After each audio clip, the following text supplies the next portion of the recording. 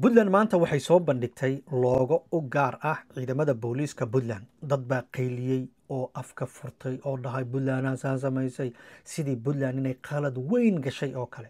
Puntland dastuurna ma aysan jibinin, sharcigii Soomaaliyana kuma aysan xadgudbin. Wax qalad ah oo Puntland ay samaysay ma jiro. Way ku saxsan tahay in looga u gaar ah ay samaysato. Qalad ma ahan. Maxaa cadeynayo? Waxaa cadeynayo kow aan ku siiya warbixinta rasmiga ah dastuurka dowladda federaalka Soomaaliya qodobkiisa 126 wuxuu leeyahay dowladaha ku jira dowladda federaalka Soomaaliya waxa ay yeelan karaan ciidan booliis oo u gaar ah. Okay, haddii la yiri u gaar ah, haddii la yiri maxaa imaanaya marka in looga gaarana ay isticmaali karaan oo ay samaysan karaan. Maxaa diidaya? Because mar haddii waxaan wax gaar ah ay yihiin loogadaadana gaaray noqonay. Facebookgaagii gaar waayo looga gaaraa la imaanay. Dowladdaadii waa gaar looga gaara ayaa la imaanaysaa. Okay, maxaa kaloo caddeyn ah?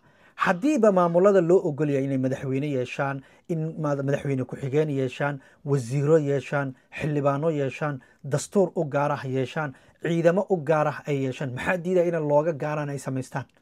meeshana ma ka fikirtay weligaa ma isweydiisay su-aashaas? Maraykanka hadda fiiri, Maraykanka waxaa jiro booliis heer federaal ah iyo booliis heer gobol ah. Kuwa gobolka looga u gaara ayay haystaan. State walba kontonka state ee dalkan Maraykanka booliiska oo dhan ay haystaan looga u gaara. Xitaa waxaa jiro booliis xaafadeeda jiro. Xaafadahaasi waxa ay leeyihiin looga u gaara ayay leeyihiin. Maraykanka waxaa ka jira FBI, DEA, ATF, US Marshal, DHS, ICE, CBP iyo TSA dhammaan waa booliis, waa laamaha ammaanka ay qaabilsan yihiin, shaqooyin kala duwan ayay qabtaan, waana heer federaal ah.